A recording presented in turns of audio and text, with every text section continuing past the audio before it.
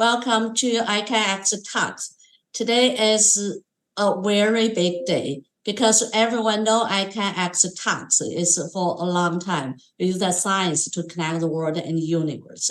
So today we're going to, have a big talk. So I'm so honored to be the moderator today. This is Alice Zhang. Warm welcome everyone from Peking University at Beijing. So no matter where you are, so you are online for iCANX for the best talks. So, and this month we really have a big group, for deliver many kind of super inspiring talks. Yeah, the first week we have a Oceania Day. We invited, the group from Oceania, Australia to deliver talks. And then we have Professor Johann Hopkins, and the University of Leuven. And this week we have Yen from Tianjin University. She will talk about a big story for origami. And next week we'll have Aaron Rasny from Ohio State University. His story is beautiful too. So we got to today's talk. We have a big group, a super group. I can see that we have all these famous professors here to talk about origami stories. So our speaker is Yan from Tianjin. We have a big panel, from University of Oxford, Tsinghua University, Princeton University, and UCLA. So really looking forward to all of these, superstars online for the panel discussion. So let me first introduce Professor Yan Chen, our great speaker, today for Progress on origami engineering. She is amazing, professor. I visited her lab, I think several months ago. I was really surprised. So let me first read, a brief about our Professor Yan. Professor Yan Chen received her PhD from University of Oxford in 2004. She is currently chair professor in Tianjin University and deputy chair director in key library of mechanics series and equipment design, Minister of Education. Her research focuses on the kinematics of special mechanics design of deployable stretchers and origami metal materials and mechanical intelligent robots. Has published many great papers. I think most of you have read that on Science and Nature and PNAS and AFM and such. It was founded by the National Science Foundation for Distinguished Young Scholars. That's really real, prestigious. With the Explore Press and 2020 as Tencent Foundation, it's also not only a big name, also big money. It was also a World Science and Technology Award for the young scientists. So our super, stars. So stage is yours. Okay, right.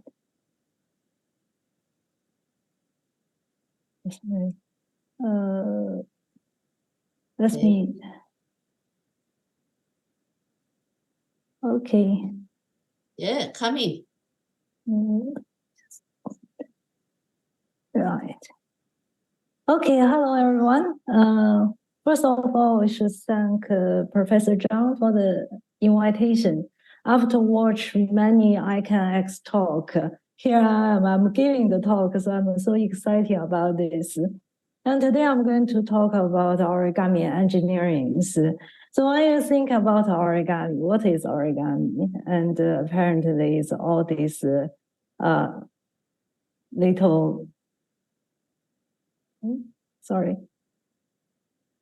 it's all these little toys and you can fold from a piece of paper. But origami can be also very beautiful, created by the artist or even the people in mathematics. They did the calculation and create all these 3D structures from one piece of paper. But origami is not only belong to human being. And there are many origami elements in nature, like this one is the leaf of the birch tree, and this special leaf inspired the famous mural array pattern, and it has been used in many different areas. And in the animals, you can see the foldable wings of the beetles or even some birds. So it's all full of the element of origami. Right, but in this century, there is a very important topic is origami engineering. So what is origami engineering? People try to use the origami concept in the engineering design. It has very wide applications, such as the solar array and reflectors for the aerospace engineering. And you can see all these large structures over 100 meters. You cannot send it to the space directly. You have to fold up and send to space and deploy it later in the orbit. So basically, the origami provide very good folding ratio. And that's why people initially in the about 70 years ago, people tried to use origami for the aerospace. And later on, there is morphing wings for the airplane. And this is the concept carried out by Origami company. And you can see this is quite a simple origami, but and engineering-wise, it's extremely to be realized in practice. And besides all these large things, you can also see some slightly smaller one, like the architecture facade. This is an example in the Abaha Tower in Abu Dhabi. And this foldable facade is controlled by the light and shadows. Is save 50% icon energy in this building. And it can be used in the automotive industry for the energy absorbing. And this is the normal crash can in any car. And if you use the origami one designed by Professor Ma Jiayao, and you found it's increased the energy absorbed by 50%. So there are also other applications, many others. I just give two aspect examples. One is in the origami robots. Is a very hot area nowadays. And the left one is probably the first self-folding origami robots published on Science. And you can see is the centimeter scale, and it's fold up itself and drive away by the motors. And then now we have the origami robot become smaller and smaller. This one is designed by Professor Liu Qingkun from Cornell, and now is in Shanghai Jiaotong University. And he used the MEM technology to the fabrication. So the origami duck is only in the micrometer scale.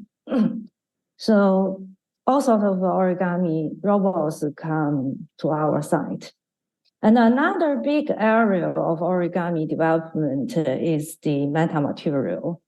And you can have the paper style origami material. And you can also have the modular origami, like the right one. And they have all sorts of functions for metamaterial, like the frequency selective or the engineering, the zero mode for the wave transformation.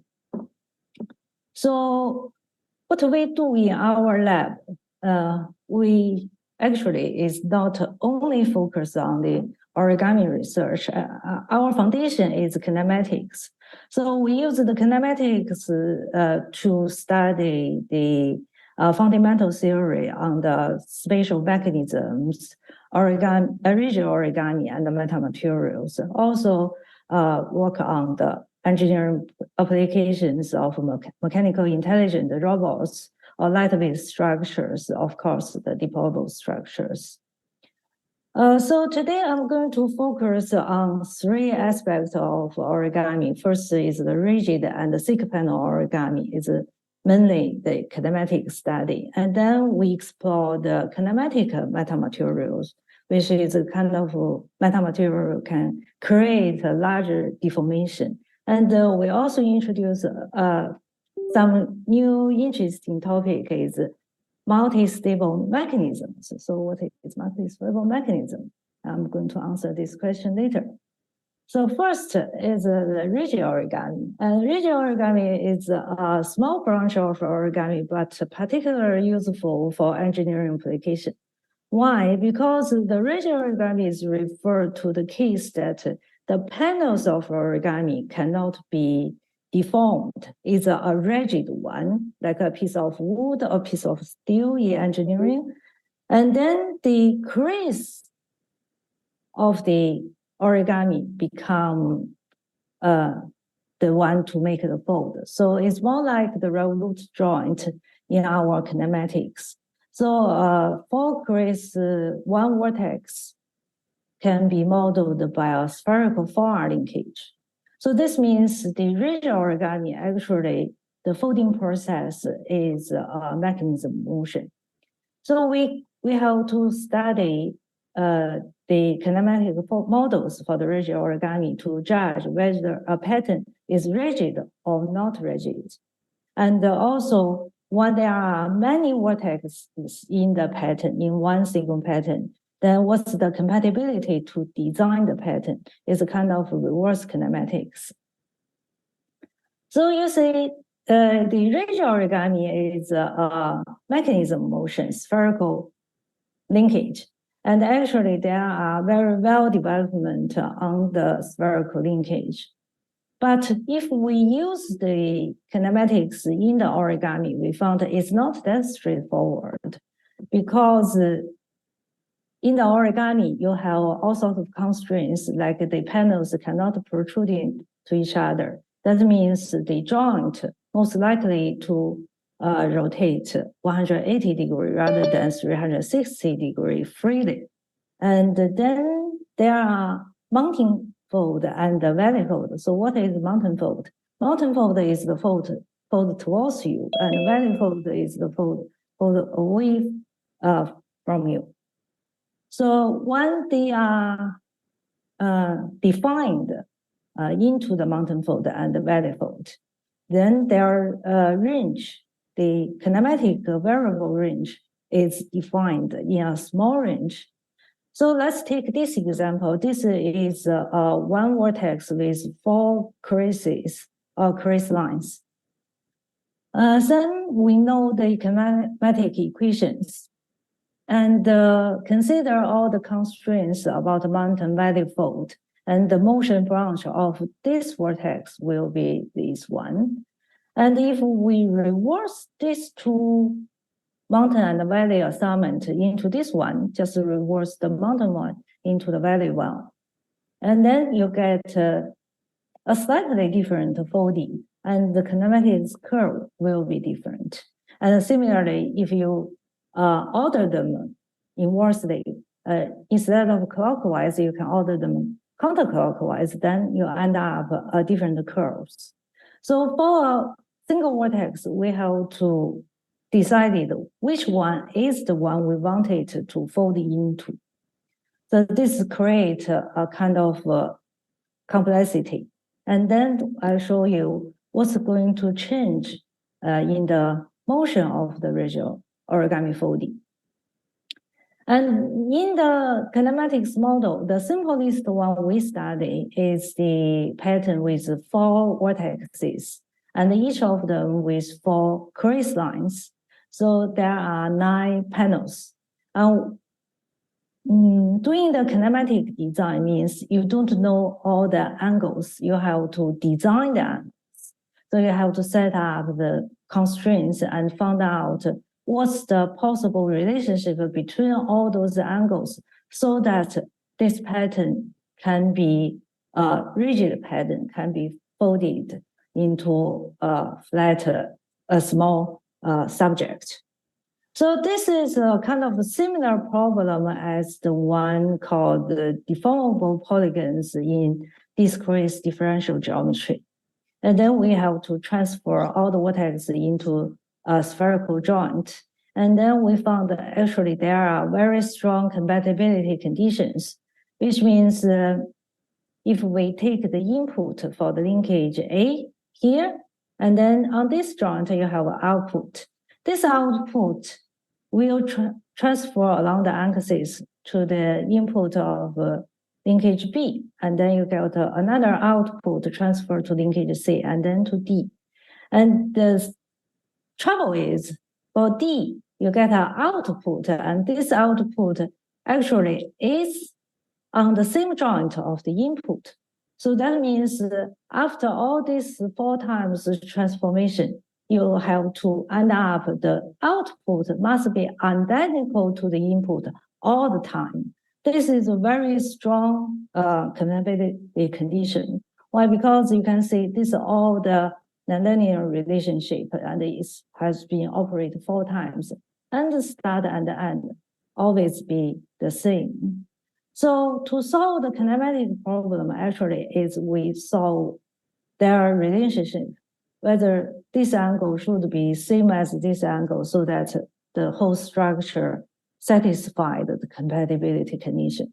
And of course, because there are some existing solutions in the differential geometry, and we put them into our constraint, and we found all these solutions are correct, can generate the rigid origami pattern.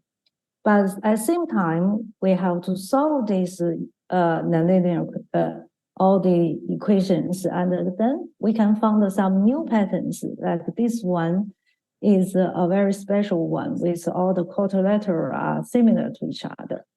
And you can fold up a little bit, but you cannot fold compactly. Don't ask me what's the function of this one. It's just a new solution to a set of very complex equations. And after solve the tensillation on a same plane to fold one piece of paper, we're also curious about how to fold a cube structure, because it's quite useful in engineering application. You can fold a long cube into a compact one. So we set up the kinematic model. We found the constraint conditions, and then we found the solution. And then we found the foldable tube. You can see this tube structure can be folded compactly quite nicely. You got a larger dipole ratio. And after that, we found that it's not necessary to have quadrilateral cross section. You have the 6 side, 8 side, and the mathematicians say you only can construct the foldable tube by the even number size. But we found that actually use the kinematic method, we can find the odd number one, like this 5-sided tube. Maybe it's not useful, but it's a new solution. And we also can find the curved tube or S-shape or whatever. And this tent is our byproduct.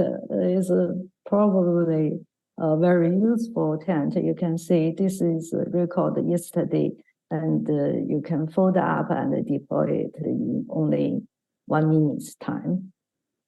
It's the tent, sleep tent for 1 person. Right. So we have the tube with 1 directions, and my students want to create some special metamaterials. So they put 2 tubes together to create an element with tunnels in 2 directions. And you can see in some elements, you can fold them compactly in both directions. And in this one, you can only fold compact in 1 direction, and while the other one end up in a triangle, because this cross section is a kite shape instead of a diamond shape. And the bottom one, of course, you cannot fold them in the neither side. So then they stack them together, do the tensillation. You can have a very nice anisotropic metamaterial. One side you can have a very soft structure, and in this direction it have very high stiffness. So in three directions, is folding behavior are completely different.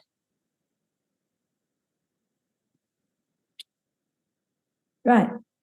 So this is the rigid origami.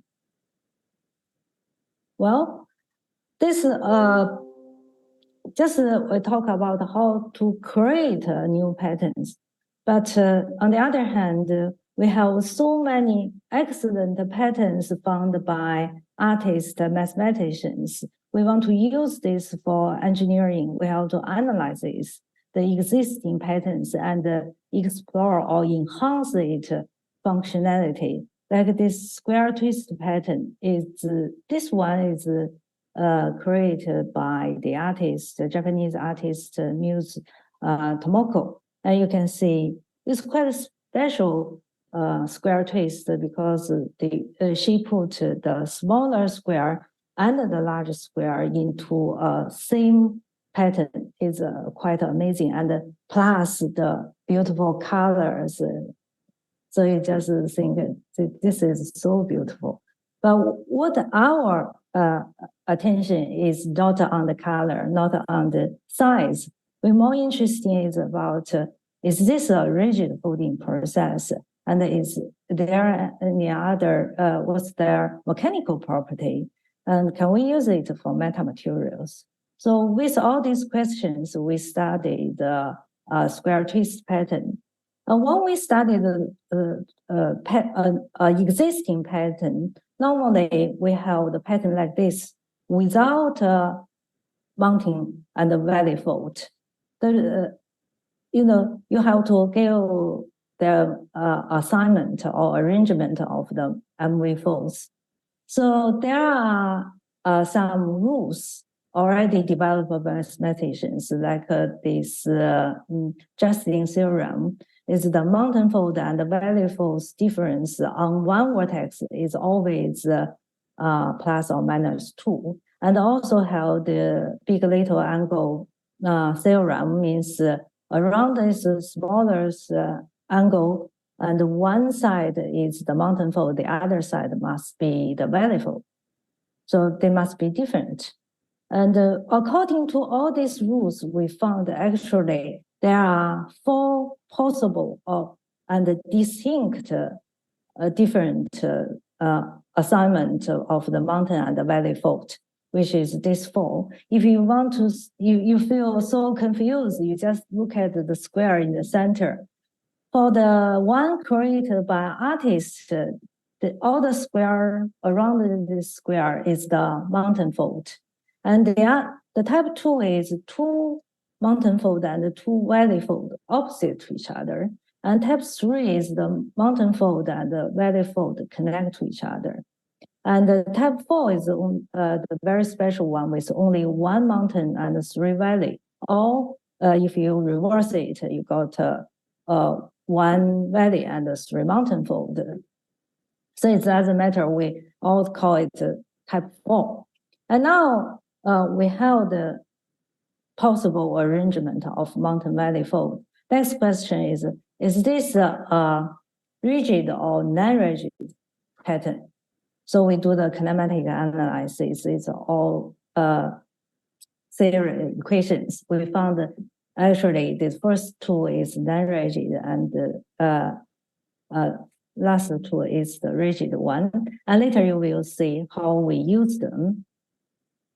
Right after you found what's the rigid solution. Next question is our engineering material got a thickness.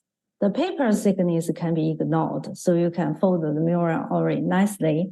And once you have the thickness, it's got a problem. It's a lot of physical interface. You cannot got a compact folding. So now is the trouble. And to overcome this trouble is come back to my old topics. We have to put the crease lines on the top and the bottom of the thick panels. You know, just now we said that for the rigid origami, all the crease lines meeting at the same point, and that's the vertex point. If they are on the top and the bottom surface of the thick panel, you end up, they cannot meet in the same point, which means they are no longer spherical linkage. Instead, they become a spatial linkage. There are many excellent spatial over-constraint like linkage, like the breakout linkage, Maillard linkage, and the breakout linkage. So basically, we transfer all this linkage into the thick panel form, then we can fold the thick panel vertex compactly. And after solve the problem of vertex, then we can fold the whole pattern into the thick panels. This is the square type 3, because first of all, it must be a rigid one, and then we can do the thick panel transfer. And then you get the compact folding. Also the diamond pattern, and also we can mix the 4 crease line vertex and the 6 crease line vertex into one pattern to generate the rigid foldability. Right, and so once you transfer the zero thickness origami into the thick panel one, we always want to keep the kinematic behavior equivalence, which means to reproduce the motion identically. Why we have to reproduce the motion identically? Because there are so many existing excellent patterns we want to use in the engineering. If you don't keep this kinematic motion identically, you end up, the zero thickness origami can be folded compactly, but the thick panel one full of the problem and can not fold compactly. So in between, there are so many kinematics challenges we have to face. And also we have the problem in application. Like this one is the diamond pattern, and if you do the direct transfer, use the breakout linkage, end up you have a flat surface, but the thickness causes a lot of stairs on the surface. And if you use for the reflector, engineering will not like this. So what we do is we have to transfer it into the corresponding linkage assembly and study their compatibility condition for the mobile assembly. After that, then we found, well, it's possible to have another set of solution which you can fold a flat surface into a bundle. So if you look at this side, it's quite interesting. But actually, our study attention is on this side, is the corresponding assembly of the linkage form is quite confused, isn't it? So that's the amazing thing of kinematic study. Right, after we did all the kinematic hard work, we can enjoy the results. So next we can use this origami element to construct the metamaterials. Right. We start from the simple pattern is the mirror array. And normally people like to tessellation or stack the mirror array into 3D structures to work as a metamaterial. But people like to use the identical vertex. But we found that in nature, actually, many structures are graded in the topology. So is it possible to generate the graded pattern? Of course, possible, because we did the kinematic study. We know what's the independent design parameters, how to change it without effect is foldability. So we can change it freely.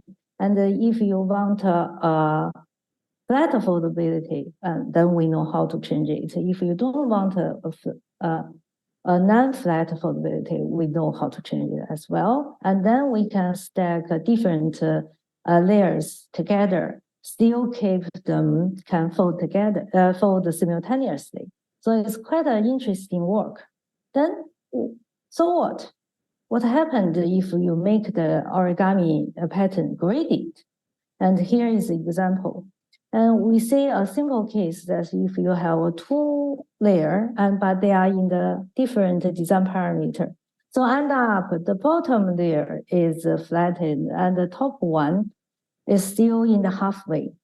So if we did a complex experiment, here you have the case that they the unfolding of the bottom one finished.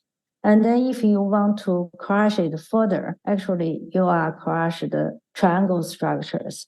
That's why the force and displacement curve is a flat one. And then end up, you crush the triangle, you got a very high stiffness. So this gives us a very good hint. We can do a graded structure with graded stiffness. So what we did here is we do the compare. This is the structure with identical design parameters, and this is the one with the graded design parameters. And that's how we make the model. And after that, we did the experiment.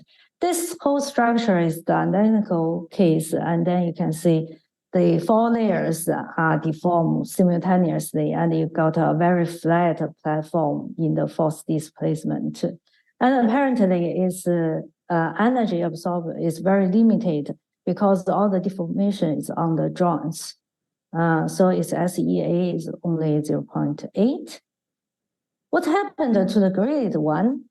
And you can see it stepped down, and this layer is flattened. So you have to work hard. Then you got a higher stiffness to crush the second one, and then you can work even harder to crush the third one, and then the fourth one. So that's here we got the stairs, and this is so-called the graded stiffness, and the overall SEA is 1.69, so it's increased by over 100%.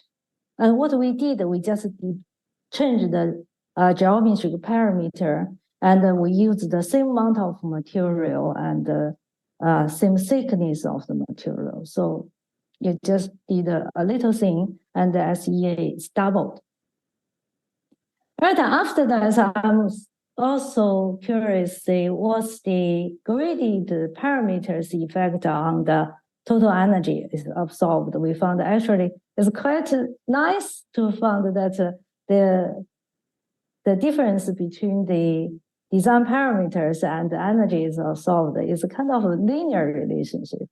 So you can increase the difference, and then you further increase its energy absorbed. And so far, so good. So next question I'm curious about is why we have always put the smaller one in the bottom and the larger one on the top. Can we change the order? The answer is yes, we can. After we change the order, like here we change the material as well. And so the uniform one is 2.4, and the graded one is 3.91. And after that, here we got, this is the smaller and the large put in order.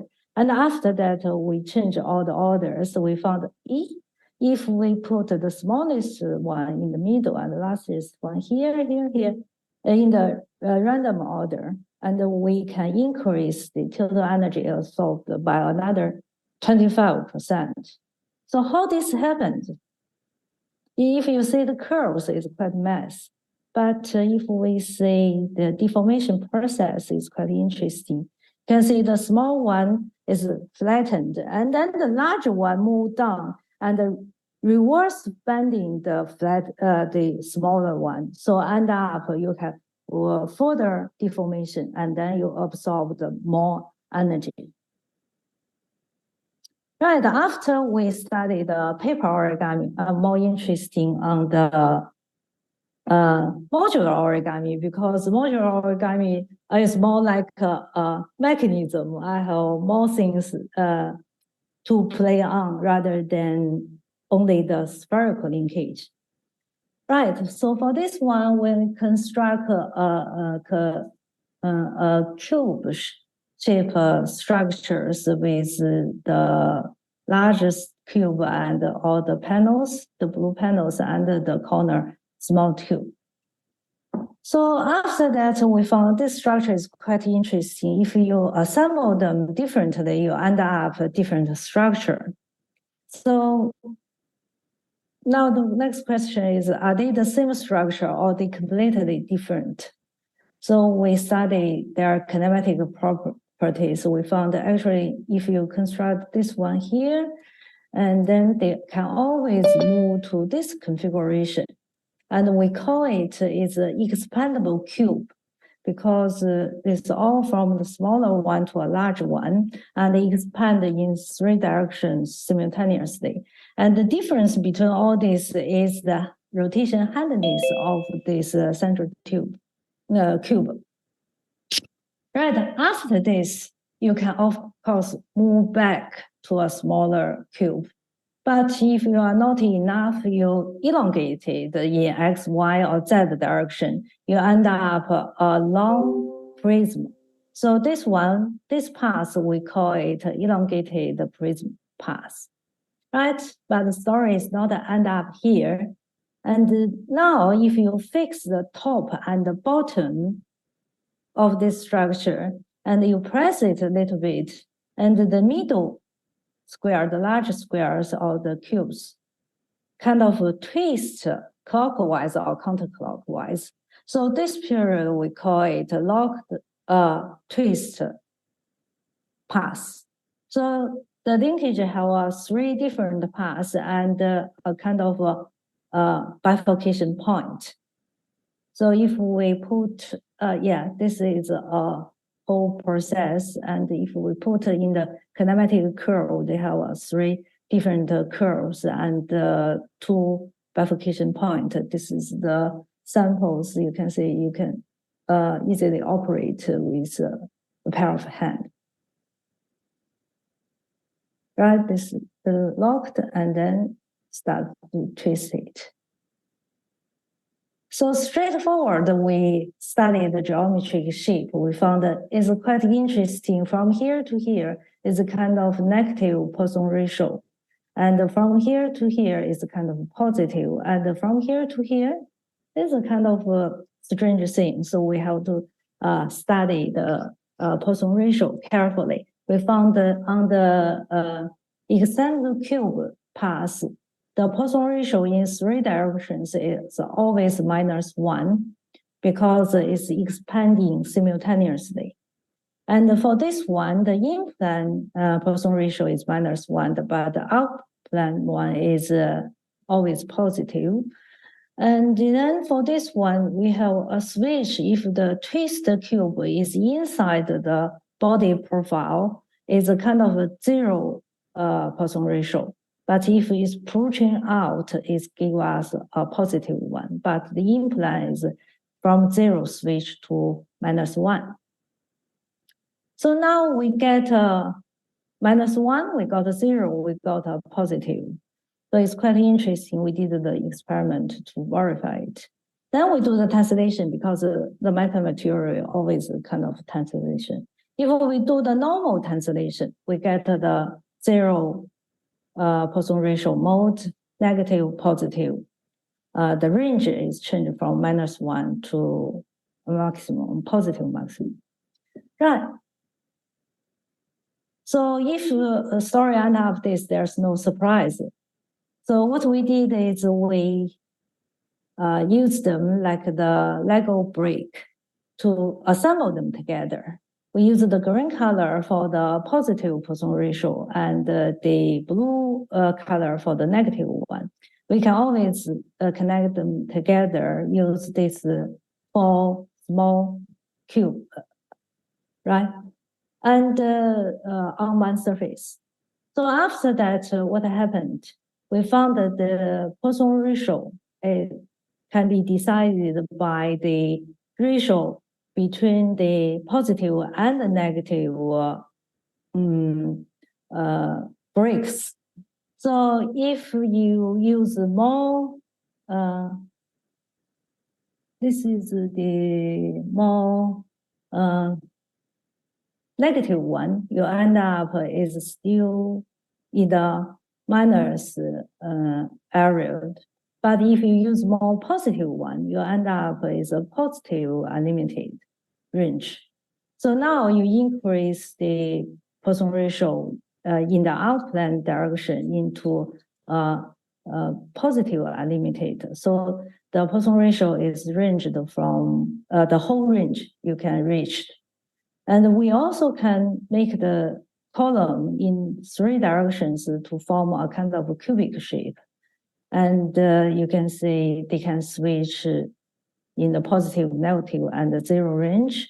And more importantly, because this is assembled by the Lego brick, so these 3 directions can be programmed independently. So we see is in the 3 orthogonal directions, the Poisson ratio can be changed independently by the number of positive and negative modules you used. Right, but many engineering material, like the conventional one, we use steel or the aluminum, they have a constant Poisson ratio. So next question is it possible to create a metamaterial with constant Poisson ratio? So we did the work is we start from a SARS linkage. It's a quite cute linkage, and we develop all this one with the modular origami. So all the links are in the square shape.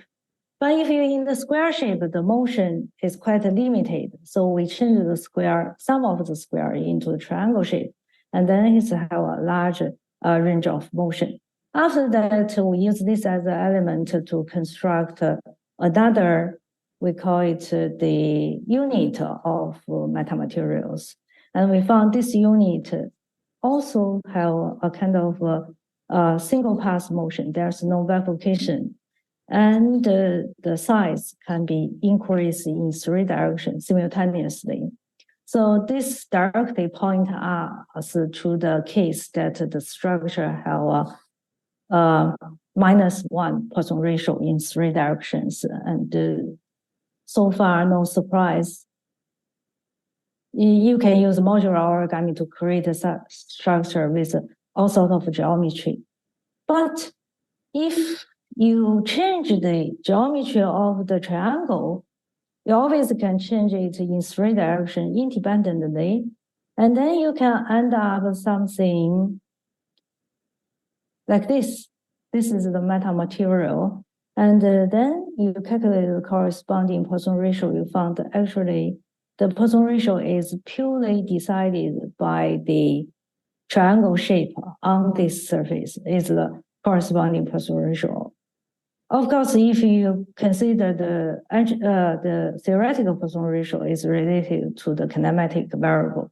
If you focus on the engineering Poisson ratio is a constant one. So we did the experiment. We did the design to make the triangle shape with different parameters in 3 directions. And up we have 0.66 and 0.83 and 1.25 in 3 directions for their Poisson ratio. Of course, you change the triangle shape, you can make this constant Poisson ratio reach a very wide range. Right, and then we also did something quite interesting on the 0 mode metamaterial. Do you know, this kinematics is not that interesting because the basic element is forward linkage. Normally, I did a little work on the planar linkage because it's very well studied. But in the metamaterial, the planar linkage is quite useful. So if we did the translation in plan, you end up a structure like this. And see, when all the diamond bars are collinear, you can imagine if you press it in X or Y direction, and they can stand this load. But if you do a shear, and then it cannot stand it. So we see the shear is the zero mode, and the two-direction compress is the hard mode. But this is a kind of linkage, you always can move it. So if we zigzag this edge, then end up it cannot withdraw the load in X direction, but it still can hold the load in Y direction. Of course, it cannot stand the shear. So it's this one end up is a bimode. Similarly, you can make a bimode in this direction, and then if you fold in two direction slightly, and it's all soft modes, so it's called a trimode. And if you fold it compactly in both directions, you end up become a kind of a solid structure. So it's all hard mode. So we call it a non-mode. This is the 2D case. Can we do the similar thing in 3D? So we have to decouple the motion and construct a element like this one. So actually, we expanded the 4-bar linkage into an 8-bar linkage. And of course, we don't want an 8-bar linkage. So we switch the direction of A1 and A2 in here. And then it's still a 4-bar linkage in the plane. And then we stack another one on the top. And then put these two vertex links. And it is a 4-bar linkage in this plane. And then these two form the 4-bar linkage in this plane. So in the 3 plane, they are orthogonal independent movable. So after that, we can do the cancellation, and you end up something like this. So what happens if they can move? So they can create the soft mode. We see if all the edges are completely folded, and we call it CF, means there's no soft mode. So the number of soft mode is 0. But if we fully stretch it, fully extend it, then it can stand the compressed load, but cannot stand the shear. So the number of soft mode is 1. And if we halfway fold it, then it ends up the soft mode is 2. So that means for each direction, if we put one of these case, we can create the cubic structure with a kind of soft mode is equal to nx plus n1 plus nz, the soft mode in each direction. So let's take an example like this one. And all 3 direction is fully extended, which means the number of soft mode in each direction is 1. So add together, you got a trimode structure, can stand the 3 directions compressed, but cannot stand the shear. And but there's not the only one possible trimode structure. There's another possibilities. You see, 1 plus 1 plus 1 equal to 3. You also have 0 plus 1 plus 2 equal to 3. So what is the corresponding shape? Is this one. So if you put the X direction fully folded, the soft mode is 0, and you put the Y direction is halfly folded, the soft mode is 2, and you put the Z direction is fully extended, the soft mode is 1. So 1 plus 2 plus 0, you got another type of trimode structure, but their mechanical behavior, of course, is different.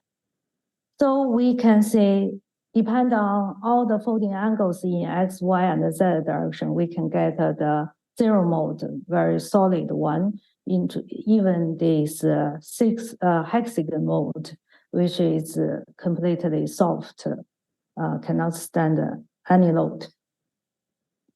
Right. So we did the experiment. First, we fabricate the sample in the try mode, and then we use the mode to transfer it into another mode. Here, this example is the penta mode. So we use the TPU material because it have a thermal memory effect. So we use the fixture and then put in the heater for the heat treatment and then cool down. Is remember the shape. And after that, we did the static experiment to show it's really in the corresponding kind of motion. So all the experiment is carried out on one sample, and then we just do the experiment and then do the reconfiguration and then do another experiment. But when we study the soft mode or hard mode, actually is for the extremal metamaterial, you have to study their wave property. We found their wave manipulation functions. This is the experiment in 2D case. If it's in uni mode, and you give it L wave, it can transfer this wave. But if you give it a T wave, because it cannot stand the shear, so T wave disappeared. So similarly, for the bimode, the two kind of wave disappeared. If it's non-mode, the two type of wave is transformed. And similarly, in the 3D case, we got the wave iteration in the center. And then if it is in the tri-mode, this wave can be split in 3 directions. But if you use a penta mode, only one hard mode in the Z directions, and you got only one direction wave polarization. So it's quite interesting. For one material, metamaterial, you can play its shape, then you can decide its mechanical properties. Right, I still have a little bit of time, so let's write up on the multiple mechanisms. People all know multi-stable structures, like a bi-stable structure, and you have 2 zero energy states, and this is the corresponding force and displacement. And this is the example for the stable structure, bistable structure. So my question is, why it must be a structure? Is it possible this point, we extend this point into a stable range of mechanism motion? So how to, if we can make something like this, and between this range of motion and this range of motion, we have an energy barrier. That's what we should call it a bistable mechanism. So is it possible to create something like this? And we come back to our deep orbit structure. And this is the planar one. It's quite normal. And we found that it can be, with the rotation, the diameter can be expanded and then close up. So we also have a column shape deep orbit structure like this. And you can see its diameter also increase and then decrease. So the diameter changes like this one. So what happened if I put 2 of them together? Like we make the column with a top and the bottom cover. Can they move together? What happened? We have the independent design parameters like this. And then we really put them together. And if you, from this configuration, if you stretch it, and then it's stuck here, you cannot, the mechanism motion is disappear, stopped at this point. You have to use a large force to pull it. And then it's jumped to this direction. And after that, it's not stay here. If you compress in the direction of radial, and then you can reach up to this configuration. So what happened here? We studied very carefully. We found actually the top and bottom cover, the maximum radius can reach is this much. But for the column, it want to expand the further. So in this area, the motion of the top and the column is not compactable. But outside of this area, in the left and the right, is compactable. So on the left and right is a kind of mechanism motion, and in between is a kind of structure deformation. So we introduce incompatibility coefficient to describe this process. We also found that when the design parameters is different, we can get all sorts of different cases. Like this one, the two radius change together all the time, so it's all compatible. There's no energy phase. And in this one is the one we just talked about. And if you make the incompatible extremely large to reach only two ends is compatible, which means we go back to the bistable structure rather than bistable mechanism. Also, we can have one end is the structure and the other side have a certain range of motion. Or this is even worse, the one end is not compatible at all, and the other one have kind of motion, or the worst one is non-compatibility exists at all. So we know how to design each of them, and whichever you want, you can get it. And this is the corresponding energy and force displacement. You can see the nice mechanism motion range, and in between is a mechanism, is a structure deformation, sorry. So now, what's this for? This you can constrain your mechanism inside of a certain range for certain function. And then if you want to switch them into another range, you need an input energy to do the switch. Right.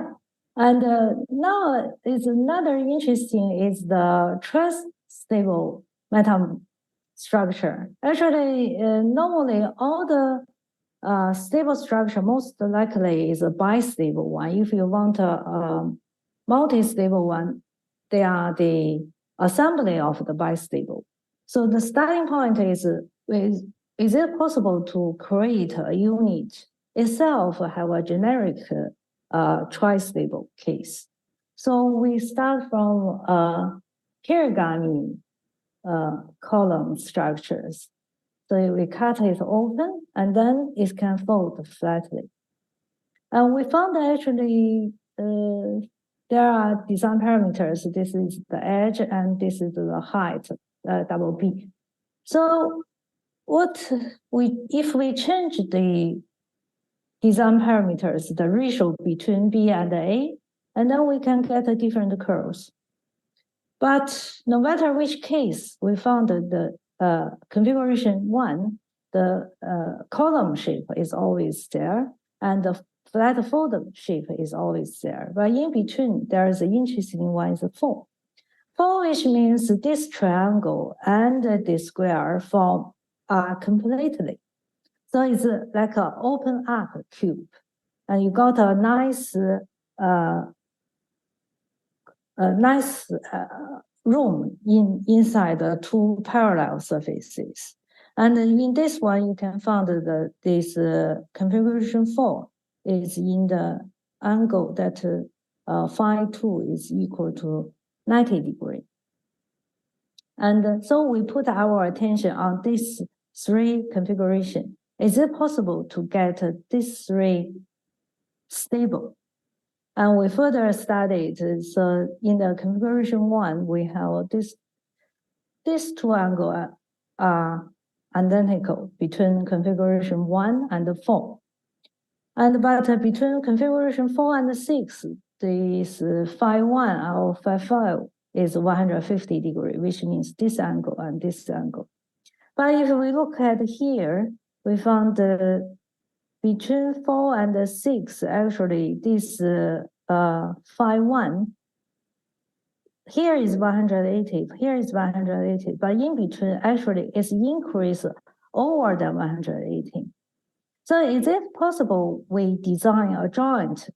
Normally it works as a normal joint, but once it's rotated over 180, it's stretched, and then the rotation center move from here to here.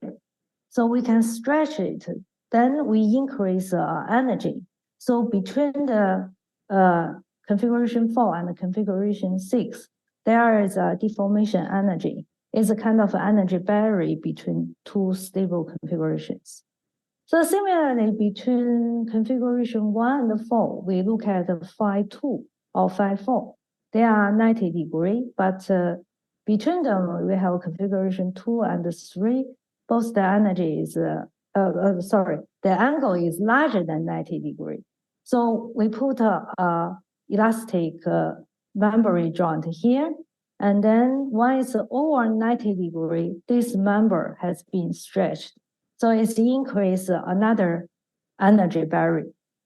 So now you can see you got 3 stable configurations, and there's 2 energy barriers between 1, 4, and 6.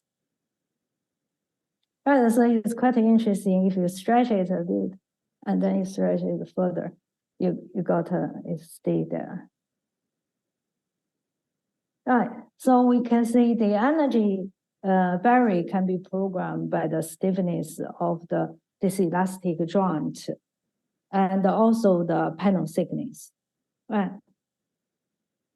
But another interesting is if you want to reverse do the process, you have to do the rotation. You cannot just directly push down. So means from here to here, you can do the tension load. From here to here, tension load. But the reverse back, you need a twist and then compress. Right. So from this configuration 1 to configuration 4, you cannot do the tension because this one is taller than this one, apparently. But if we change the design parameter, we make it be quite small, like 0.4. And the configuration 1 is shorter than configuration 4. So that means from here to here, you can do the tension, but from 4 to 1, you cannot do the tension. This is just the opposite process. So now I'm more curious, is it possible to use the tension to transfer between the configuration 4 and 2 reversely? So we studied the design parameters. We found actually at a very special design parameter like mu equal to 0.388 and configuration 2 and 3. 1 is corresponding to the largest height, 3 is corresponding to the largest energy. They are coincidentally at the same point. So for this structure, when you pull it once, you got the configuration 4, and pull it twice, you're back to configuration 1. So this is quite an interesting phenomenon. Right, after that, we can stack them together and to make the multi-stable. And we also found that when you put them with a different joint stiffness, and then you can program the transformation path of the stable states. Like this one, when this joint stiffness is solved, so it's open up first, and this one open up later, and then further this one first, and the left one second. Yeah. Also, yeah. 2 more minutes. Okay. Yeah, I'm going to finish. Right. After that, we also found that the loading, the compressed loading or the tension loading and the kind of twist loading can be different, cause the different paths. Also, the handiness of the structure also can cause the different paths. So we can do the program. The next question is, what's for? And then we design the frequency reconfigurable antenna. And by using this top surface, and you can see when the area of the top surface changed, the antenna's working frequency is also changed. this 3 frequencies is just for the 5G communication. Right, we also designed something quite interesting with the people in architecture. They said not necessarily have the square one, you have the triangle or hexagon top and the bottom, and we have this kind of small architecture buildings. Right, so in conclusion, we say origami is a very powerful rule to produce 3D structure from the 2D sheet. And the fully understanding of their kinematic properties make it possible to program the property of the origami structures. And more importantly, if you combine the kinematic motion and structure deformation together, you can get a very enhanced tunability of the multi-materials. And finally, I would like to thank all my collaborators and particularly all my students and the funding agent. That's all. Thank you very much. Wow, what a spectacular talk. Yeah, very, very nice. So exciting. That's me very stop. good. I like to have all this kind of very funny shape furniture buildings. Yeah. Okay, let me share the screen. Thank you, Yan. Yeah, so nice talks. Not only progress, it's amazing progress on origami. Yeah. So let me first introduce our panelists today. We really have a big panel. First is Professor Zhong Yu from University of Oxford.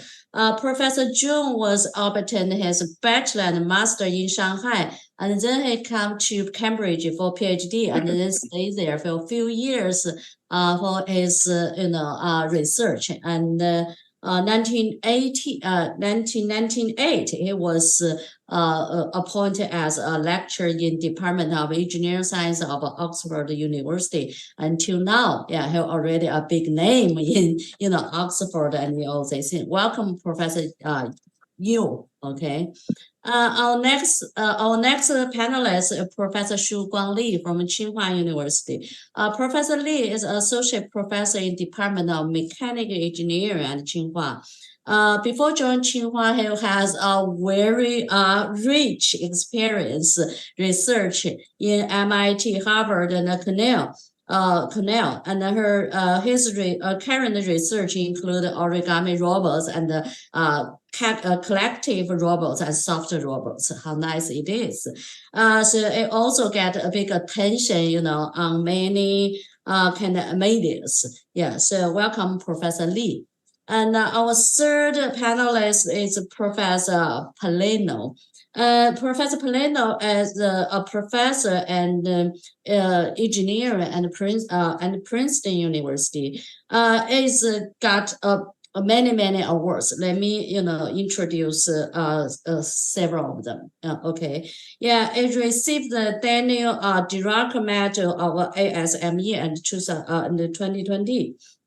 The Roman Madeline Medal of ASCE 2020, and it also got a ready medal from Mechanical but Advanced Material and Structures MAMS 2020.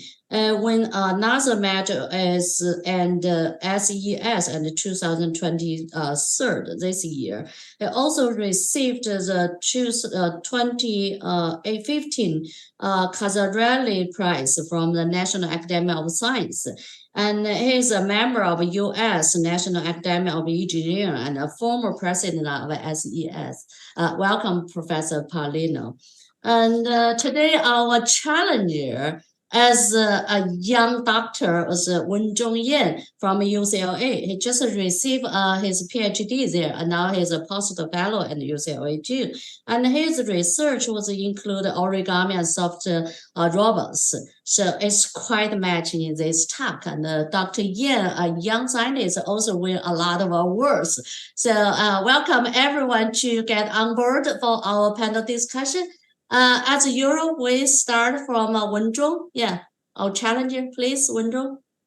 Hi, everyone. Thanks for inviting me. And Yan, Dr. Chen is really eye-opening talk, especially for me. It's 5 p.m. It's 5 a.m. So in the morning in Los Angeles. So I have two questions today. So first question is, as you are very, very well-known scientist, right?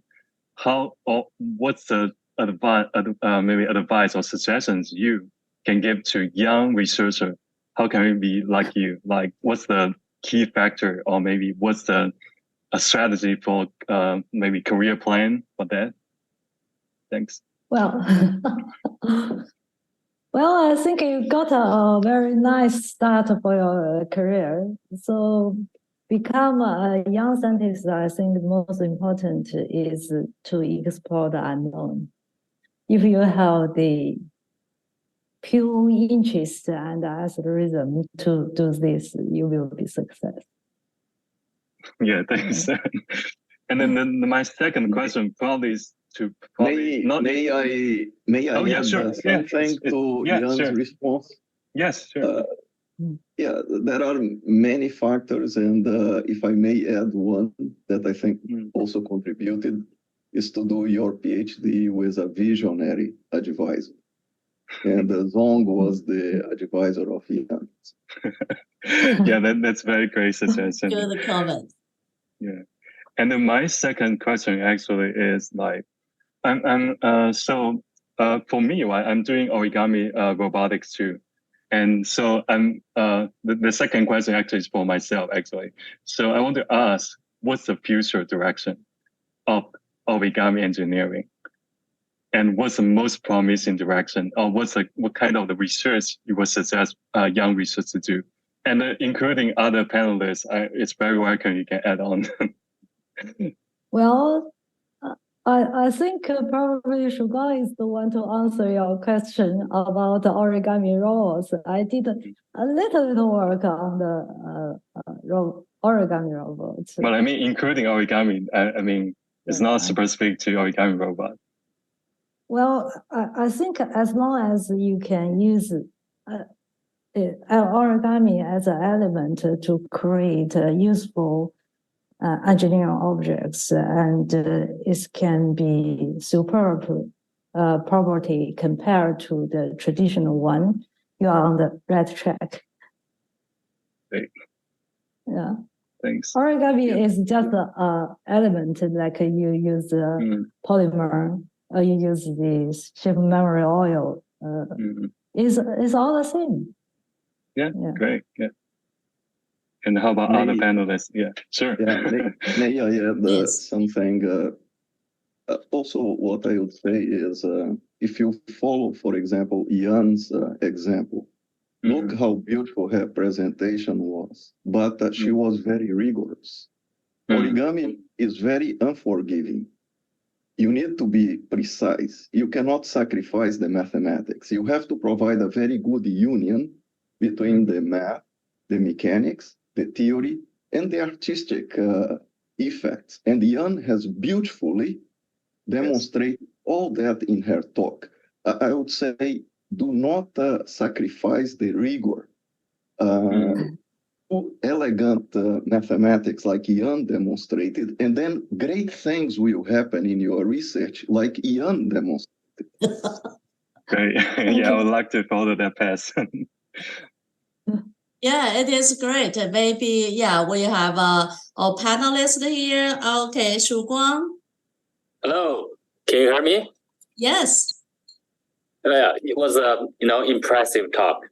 Of course, I enjoyed it a lot. So now the challenge is actually for people like me. We are doing the origami robotics. Basically, we want to make the origami to be active. Can be mobile by itself.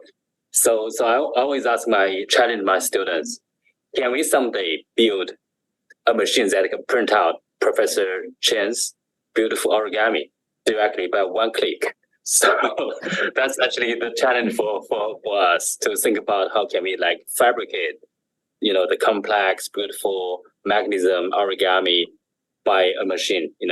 That's basically what we are thinking now.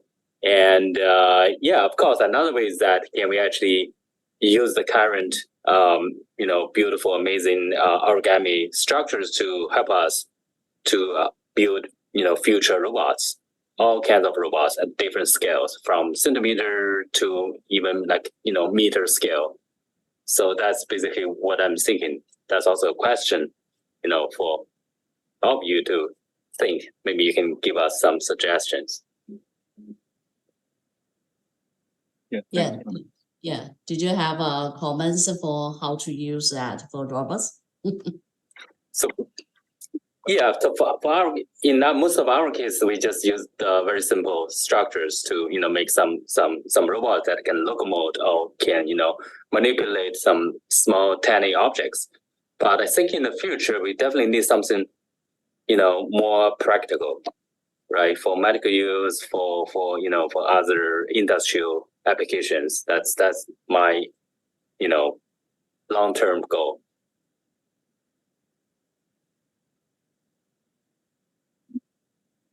Maybe I adding something here. No, like the robots in the implantable, right? Sometimes it's very important when they got into the body. It should be very tiny, right? Yeah. But when they got localized in the position, maybe they should pull up like Yan's structure, to do something like this. Actually, Zhong did a lot of work on the I remember that. devices. Famous work. Zhong should carry on to please. talk about the medical implant origami structures.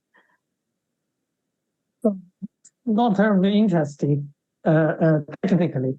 Technically interesting, mathematically it's not terribly interesting. I agree entirely with Professor Paulino said. When you do origami, mathematics is important. I'm a little bit disappointed recently by lots of researchers who kind of ventured into origami without knowing precisely how to describe kinematic motions of origami, which I think is pretty important for people like Wenzel. You want to make robots out of origami. If you make tiny robots, that's my view, entirely my own view, you may not care very much whether it's a rigid body kind of motion or it's kind of deformable structure. However, if you make something slightly bigger in scale, and then that makes a huge difference. For instance, there are so many published papers on the twisting tube pattern. Everyone calls it the Kressley pattern. It's actually not a mechanism. It's been known for a very long time. However, people still just, put some actuators, make it move. And for that kind of robot, it's very imprecise. You can do certain things, for sure. You can make it move. I think there are fantastic people there who can drive everything. However, I think if you to really describe its motion or to understand the stable positions and so on, it's a bit messy. So that's why I think a kinematic approach can be useful. After you know the kinematics clearly, then you start introducing, flexible joints, or some you place them eccentrically somehow. You can do many things. You can introduce bistability and all sorts. And that's entirely my view. So yeah. Okay. Thanks for the comments. Yeah, great. I got lots of great suggestions from this direction. And if I may just to follow up on Professor Zhong Yu, I completely agree with what he said. What happened is that if you pay attention from the beginning on the kinematics, on the math, on the basic understanding, forget about the fancy things, just the basic understanding, because always the basic understanding is related to a few important elements. Then if you pay attention into that later, for example, then when you do mechanics, maybe deformable bodies, non-deformable joints, different types of joints, flexibility, reconfigurability, as Jan demonstrated, deployability, and so on. All the mechanics will happen very beautifully. But if you cut corners from the beginning, then at the end, unfortunately, your work will not be that elegant. And since Professor Zong Yu mentioned, one thing that bothers me a lot in the field is that one thing is good is that the field is attracting a lot of people. But another thing that is happening is sometimes many of the papers, they are not as careful. And sometimes we may have some misleading results in the literature. So, but if you don't cut corners, if you do everything is starting from the kinematics to the mechanics, to the applications, to the multi-physics, as Professor Chen beautifully demonstrated, I think she gave a very inspirational talk, then everything is very promising. Oh, cool. Maybe I can follow up for questions based on this. So I saw an interview for Professor Zong Yu, once you published the origami strategy, that's almost 10 years ago. So you say that you just, at the very beginning, you're not very interested in the origami, you think that funny thing. So then, you study that. But how you training the students? You have a patients, you have backgrounds, you have all this. How you training students? Because now most of students ask for applications, right? Ask for this. So please. I don't train them. Actually, we learn together. That's the thing. I mean, when I got into Origami, I have to say it's because of one of my students. It's not Chen, it's a Japanese student. Somehow she said she wanted me to do origami. And then I kind of tried really hard how to do it. And then I think even we together, initially we worked on, she mentioned in her talk, we worked on deployable structures, basically, the structures made of rigid bars and rotational joints, basically. And then it turned out, I don't know whether it's accidentally or somehow, I mean, origami, it's lots of panels connected by rotational joints. And therefore we got into it rather early stage.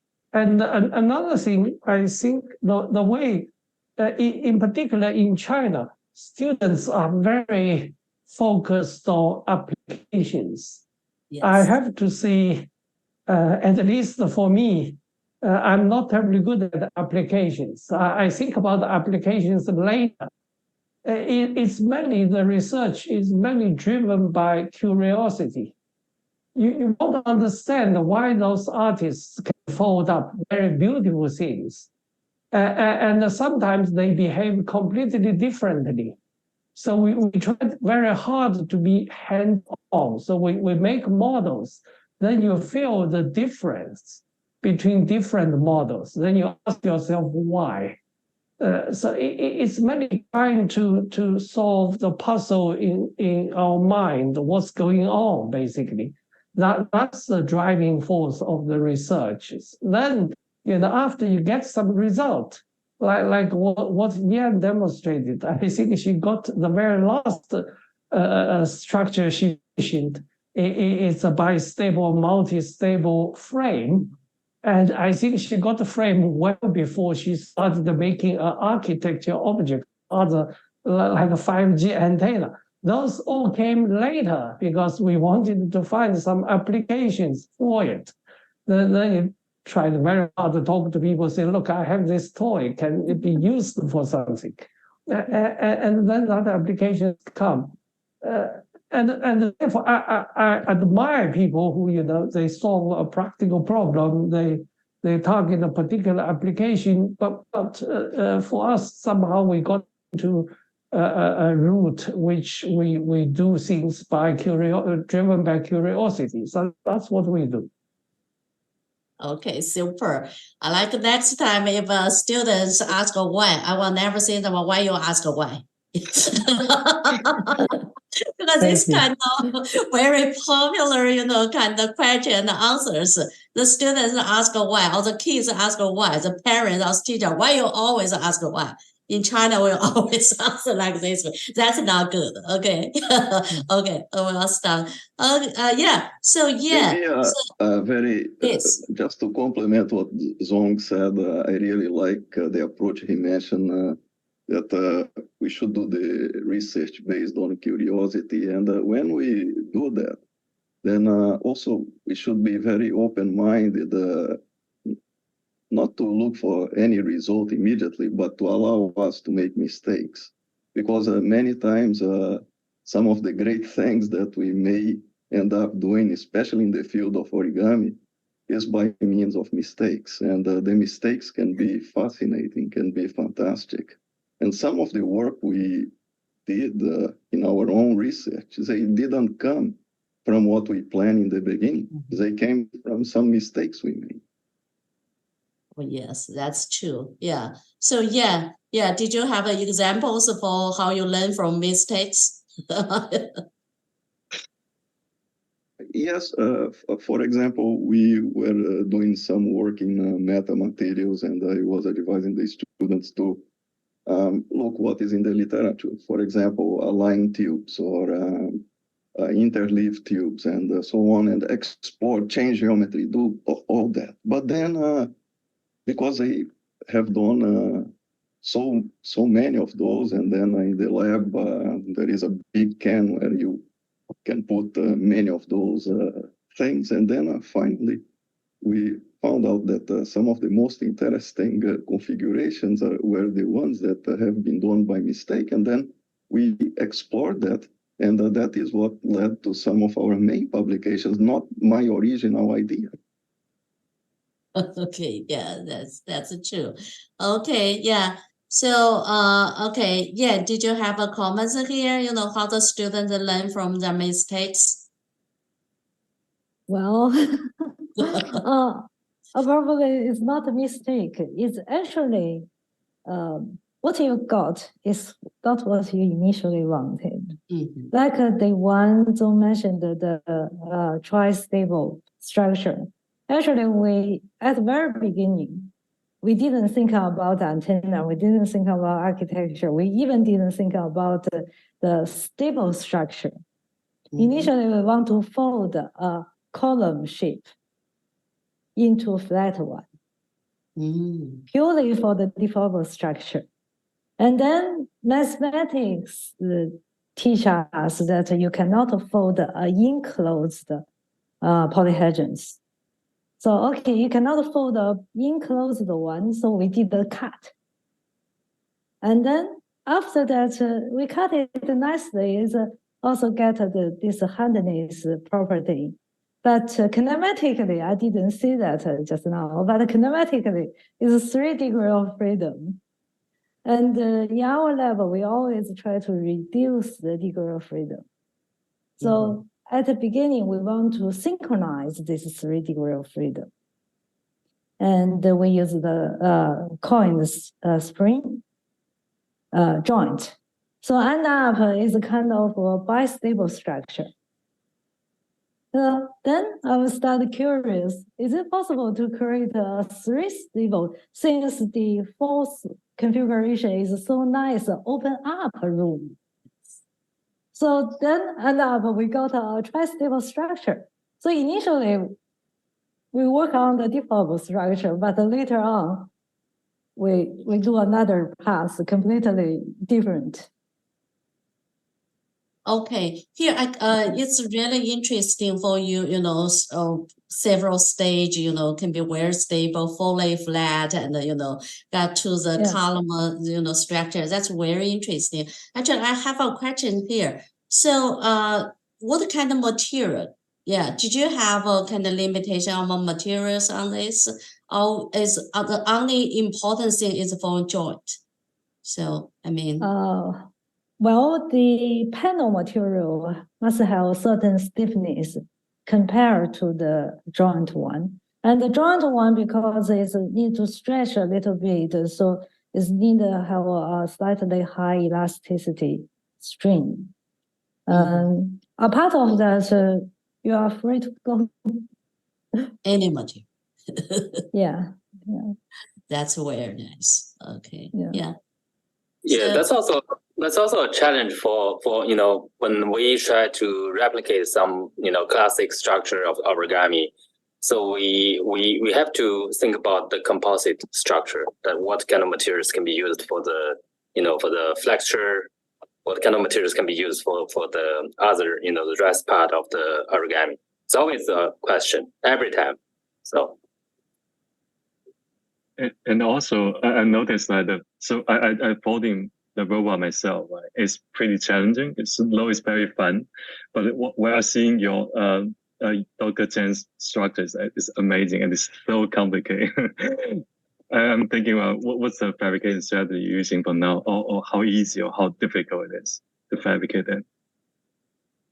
Well, like the reconfigurable person ratio one, it's just we need we make the card paper and fold them into cube and stick them with tape, and then you get it. And for the soft mode transformable extreme metal material, we use 3D printing for TPU. I'm not very picky on materials as long as it support large deformation on the joint. I'm happy. Yeah, that's why we didn't cost a lot of money on the material or the sustainable because in our lab full of papers, just papers. Yeah. 100% organic. Wow. Yeah, but the materials are always extremely important. For example, Professor Chen, she demonstrated a class of materials that she has used. But for example, depending on what you are going to do, for example, in robotics, for example, many times in robotics, if you try to have a standard energy, standard power, standard controllers in the robot, this can become very heavy and not very practical. And if you want to make more elegant, lighter robots, for example, you may need to explore stimuli responsive materials, shape memory polymers, shape memory alloys, for example. And one area that we are working a lot are on in actuation using non-contact. Many times in robots, you need contact. The robot can only work with contact forces. But then if you have, for example, non-contact force, magnetic field, for example, or other types of fields, then you can have very elegant systems, elegant robots, and very effective actuation. So the materials are extremely important. And I think materials for origami, materials for robots is a very hot area of research. New materials are being developed continuously, and materials with multi-physics properties, I think, have a lot to offer in origami and in robotics. Okay, that's great. Yeah, actually, in the micro robots or nano robots, a lot of people was using like magnetic materials, composites to control the shapes or the structures, even to fold the three structures. Yeah, that's very, very kind of interesting. Also, like you say that it solved a problem is for the contact. This can be controlled remotely. Yeah, this also can be save a lot of energy. Many times you need to carry out the batteries, all these things, but if you use magnetics, this kind of driving force actuations is, battery free. Yeah, so I'm trying to use a liquid crystal elastomer, so you can using light to power the structure and control the structure. so I totally agree, Professor Polino. Like it's very important to introduce a new material into the robotic system. Yeah, and see, Yong-Song, you just made a very good connection. Since you are interested in LCEs, right? They can be actuated by light or heat or a combination. Then, for example, you could try to actuate some of the systems that Professor Chen demonstrated. For example, some of the joints that she does, who knows, those can be actuated by means of liquid crystal elastomer. Yeah, and then we have a good collaboration between you and her, for example. Yeah, that would be great. Yeah. Yes, I think that's just to make the point, I think liquid crystal elastomers, as we understand them better, I think they will have a very good impact in the field of origami, and especially metamaterials with programmable properties, and also in robotics. The main problem is that there are many limitations. They tend to be slow. The power with LCs is very limited. The force that you can do is very limited. But this is the research. As we figure these things out, I think the potential is enormous. Yes. Yeah, that's a bright future direction. Wenzhong, I think, you found it. In my group, we actually use pneumatics, hydraulics, try to power, large structures, strong materials. That's what we are doing now. So hopefully one day we can, fold up all the structures Professor Chen designed, no matter how complicated it is. So that's our dream. But my dream is to design as simple as possible. To make your life easier. Oh, you see that you got 2D and then fold to 2-3 dimensions, automatic. That's very nice. Yeah. So that's very nice. All discussions. I think for the origami, there are really a lot of topics, perspective, because everyone from the kids to the elders, from the underground to the space, all need this. Yeah. So I really hope we can have another session for origami, and I hope next year we can talk more about this. Yeah. I think all of you should be contribute. Okay. Yeah. Keep eyes on this. Yeah. So time fly. Yeah. Let me run up this, and we came to the So can you see my slides now? Yes. Okay. Yeah. So okay, great. Yeah. I like our discussion very much. So let's finish that. It's hard to finish to stop these discussions, but we have a promise for next year. We have a origami session again. Yeah, one is not enough. We got 2 or 3. Yeah, okay. So thank you, Yan. Yeah, this was iCANX tradition. We deliver the certification to everyone. So certainly, so for this one, we're proud of that. You did so amazing works for the origami engineering. We're really looking forward to many future product. Yeah. So next week we're going to have iCANX talks on Friday the same time. We will have Professor Aaron Rassani from Iowa State University. Who will talk about molecular structure determination of inorganic nanomaterial by sensitive enhanced solid state NMR spectroscopy. So that's very nice for studying the structures into the nano or molecular scheme. So welcome everyone to follow iCANX every Friday. Yeah, so we have fun. It's all for today. Thank you all very much. Yeah, we enjoy the talks. Okay, cool. Bye-bye. Okay.